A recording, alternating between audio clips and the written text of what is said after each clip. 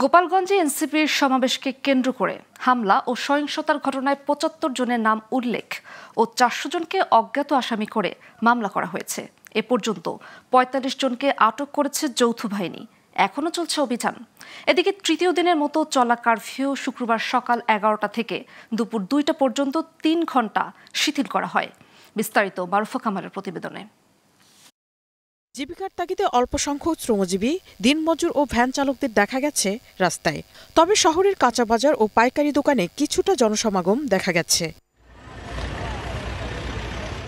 এদিকে সহিংসতার ঘটনায় নিষিদ্ধ ঘোষিত ছাত্রলীগের গোপালগঞ্জ জেলা শাখার সাধারণ সম্পাদক আতাউর রহমান পিয়াল সহ ৭৫ জনের নাম উল্লেখ করে ও ৪০০ জনকে অজ্ঞাত আসামি করে মামলা করেছে পুলিশ।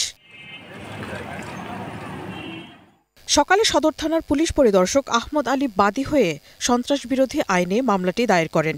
তাৎক্ষণিকভাবে বাকি আসামিদের নাম পরিচয় পাওয়া যায়নি।